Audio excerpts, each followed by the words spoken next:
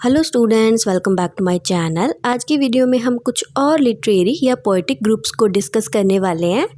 और अगर आप इस वीडियो पे न्यू हो तो मैं आपको बता देना चाहती हूँ कि ऐसे ग्रुप्स पे मैं पहले भी 2-3 वीडियो बना चुकी हूँ। उन सभी के लिंक्स आपको डिस्क्रिप्शन में मिल जाएंगे।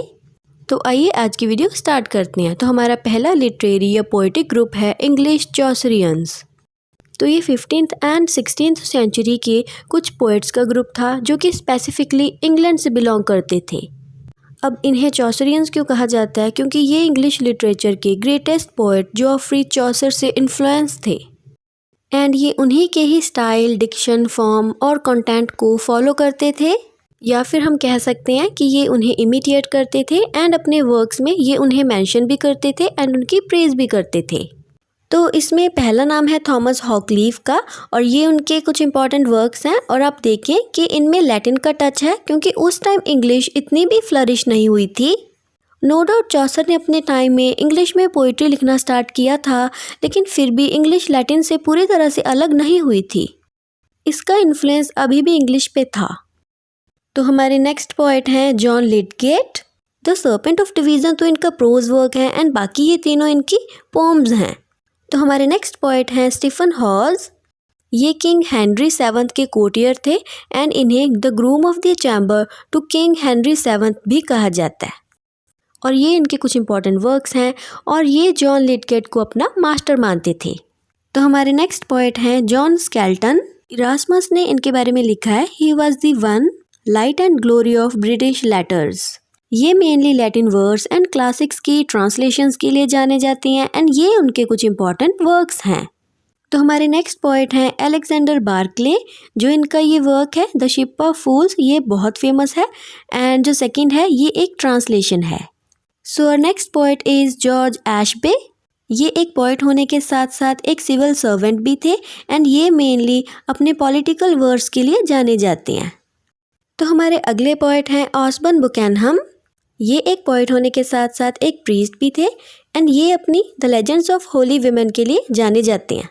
इसमें उन्होंने कुछ होली विमेन की बात की है, जैसे कि Saint Agnes, Saint Dorothy, Mary Magdalene, Saint Catherine, Saint Cecilia, Saint Agatha, Saint Elizabeth, Saint Margaret virgin etcetera.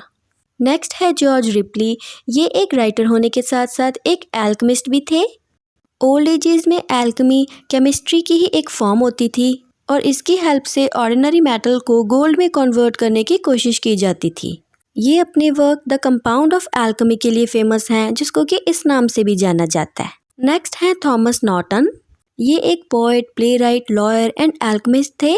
इन्होंने थॉमस सैकविल के साथ मिलकर गॉर्बोडक प्ले लिखा था, जिसको कि फर्स्ट इंग्लिश ट्रेजेडी माना जाता है। उस पर मैंने वीडियो बनाई हुई है, उसका भी लिंक डिस्क्रिप्शन में मिल जाएगा। और इसके अलावा ये अपने वर्क ऑर्डिनल ऑफ एल्केमी के लिए जाने जाते हैं। और हमारे लास्ट इंग्लिश चौसरियन पोएट हैं हेनरी ब्रैडशॉ एंड ये दो इनके इम्पॉर्टेंट वर्क्स हैं। तो हमारा अगला पोएटिक ग्रुप है स्कॉटिश चौसरियंस। ये भी 15th एंड 16th सेंचुरी के कुछ पोएट्स थे जो चौसर के style, tone, content and subject matter को फॉलो करते थे। इंग्लिश चौसरियंस एंड इनमें ये फ़र्क है कि ये स्कॉटलैंड से बिलोंग करते थे और इनमें से कुछ पोएट्स तो जॉन लिडगेट को भी फॉलो करते थे। तो स्कॉटिश चौसरियंस में सबसे बड़ा नाम है विलियम डनबर्ग का और इन्हें चौसर ऑफ स्कॉटलैंड भी कहा जाता है। इनके कुछ फेमस पोम्स हैं the golden targe, the thrissil and the rois, lament for makaris et cetera. इसके अलावा ये अपने सटायर्स के लिए भी जाने जाते हैं। इसके बाद है गेविन डगलस, जो कि एक बिशप, पोएट एंड ट्रांसलेटर थे एंड वो वर्जिल की एनेड की ट्रांसलेशन के लिए जाने जाते हैं और ये इनके कुछ फेमस वर्क्स हैं। तो हमारे अगले पोएट हैं रॉबर्ट हेनरीसन। हेनरीसन के साथ गेविन डगलस एंड विलियम डनबर्ग को मिलाकर इन्हें स्कॉटलैंड के मेडिवल मेकर्स या फिर पोएटिक मेकर्स कहा जाता है और ये हेनरीसन के कुछ वर्क्स हैं। नेक्स्ट हैं king James first of Scotland. वो एक प्रिंस तो थे ही, साथ ही वो एक बहुत अच्छे पोएट भी थे। उनको किंग हेनरी 4th ने अरेस्ट करवाया था एंड प्रिजन में रहते हुए उन्होंने ये पोम्स लिखी थी। वो चौसर द्वारा इन्वेंट किए गए एक फॉर्म ऑफ स्टैंजा को अपनी पोइट्री में यूज़ करते थे, जिसे कहते हैं राइम रॉयल। तो हमारे लास्ट स्कॉटिश चौसरियन पोएट हैं सर डेविड लिंडसे। तो ये थे 15th एंड 16th सेंचुरी के कुछ पोएटिक ग्रुप्स। अब हम 18th एंड 19th सेंचुरी के ऐसे ग्रुप के बारे में पढ़ते हैं जिसका नाम है डार्क रोमांटिक्स। सबसे पहले आप रोमांटिसिज्म को समझें कि जब इंग्लिश लिटरेचर में रोमांटिसिज्म आया था तो writers emotions, feelings, ideas, nature को इम्पोर्टेंस देने लगे थे over logic, reason and facts. वो मानते थे कि ह्यूमन बीइंग्स में गुडनेस भरी हुई है, वो किसी का बुरा नहीं सोच सकते। तो हम कह सकते हैं कि ये लोग ऑप्टिमिस्ट थे। तो अब आता है डार्क रोमांटिसिज्म। ये रोमांटिसिज्म का ही सब जॉनरा था, लेकिन ये मानते थे कि ह्यूमन बीइंग्स भी नेगेटिव हो सकते हैं, गलतियां कर सकते हैं, वो पूरे सही नहीं हो सकते। ये लोग पेसिमिस्ट थे और ये लोग डार्क थीम्स पे लिखते थे, जैसे कि supernaturalism, sin, evil, torment, horror, vampire, self destruction, mysteries, terror, punishment etcetera. और इनके कैरेक्टर्स भी ऐसे ही होते थे जैसे डेविल्स, मॉन्स्टर, घोस्ट। और अगर हम बात करें इंग्लिश डार्क रोमांटिक्स की तो इनमें आते हैं Lord Byron, Mary Shelley, ST. Coleridge, John William Polidori, Bram Stoker etcetera. और अमेरिकन डार्क रोमांटिक्स में आते हैं Edgar Allan Poe, Nathaniel Hawthorne and Herman Melville. और एमिली डिकिंसन को भी इसमें इंक्लूड किया जाता है। एंड इसके अलावा कुछ फ्रेंच एंड जर्मन राइटर्स भी इसमें आते हैं। और आप ये भी याद रखना कि ये जो नाम है डार्क रोमांटिक्स, ये 1930 में मारियो प्रेज ने दिया था, जो कि एक लिटरेरी क्रिटिक थे। तो हमारा अगला लिटरेरी ग्रुप है प्री रैफलेट ब्रदरहुड। 1848 में ये ग्रुप बना था एंड इसके फाउंडिंग मेंबर्स थे Dante Gabriel Rossetti, William Holman Hunt, John Everett Millais, William Michael Rossetti, James Collinson, Thomas Woolner and FG. Stephens. ये कुछ आर्टिस्ट या फिर पेंटर्स का ग्रुप था एंड ये लंदन की रॉयल एकेडमी ऑफ आर्ट्स के रिस्पॉन्स में बनाया गया था। इसके जो मेंबर्स थे जैसे रोजेटी, हंट एंड मिलाइज, वो इस रॉयल एकेडमी के ही स्टूडेंट्स थे और जिस तरह की आर्ट को इस एकेडमी में प्रमोट किया जाता था वो इससे खुश नहीं थे, इसलिए उन्होंने ये ग्रुप बनाया एंड ये एक आर्टिस्टिक ग्रुप ही था। इस ग्रुप का नाम प्री रैफलेट इसीलिए पड़ा क्योंकि ये artist Raphael and Michelangelo से पहले की आर्ट को प्रमोट करना चाहते थे, क्योंकि इनके अकॉर्डिंग इनसे पहले की जो आर्ट थी वो ज़्यादा रियल एंड जेन्युइन थी।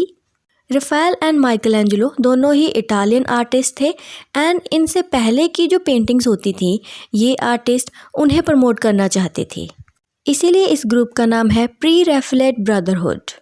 इनके कुछ प्रिंसिपल्स थे जैसे कि जेन्युइन आइडियाज़ को एक्सप्रेस करना, नेचर को अच्छे से स्टडी करना, आर्ट को प्यूरीफाई करना एंड जो भी चीज़ें हैं उन्हें डायरेक्टली एक्सप्रेस करना। ये तो थी इस ग्रुप की आर्टिस्टिक क्वालिटीज़, लेकिन धीरे धीरे ये ग्रुप लिटरेरी हो गया था जब इसमें कुछ राइटर्स भी शामिल हो गए थे।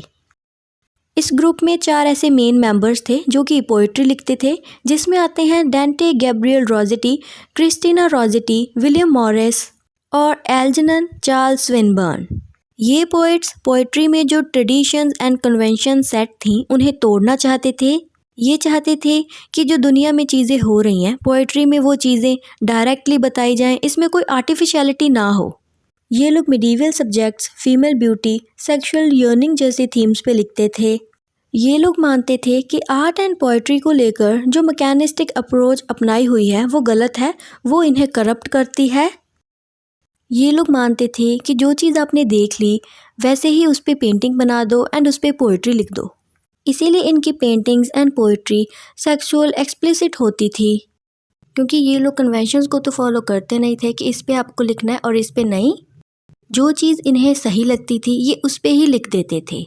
इन्होंने अपना एक पीरियोडिकल भी स्टार्ट किया था, उसका नाम था द जर्म।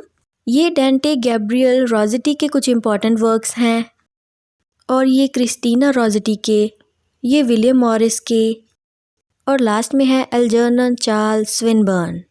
और लास्ट में आप एक बात ये भी याद रखना कि एक स्कॉटिश पोएट थे रॉबर्ट ब्यूकैनन, उन्होंने प्री रैफलेट्स के बारे में कहा था कि ये तो फ्लैशी स्कूल ऑफ पोएट्री है। ऐसा इन्होंने इसलिए कहा था क्योंकि इनका सब्जेक्ट मैटर सेक्सुअली एक्सप्लिसिट होता था एंड अपने वर्क्स में ये लोग सेक्सुअल इमेजरी को भी यूज़ करते थे। So that's it for today. अगर आपको ये समझ में आया हो तो वीडियो को लाइक कर देना and see you people in the next video.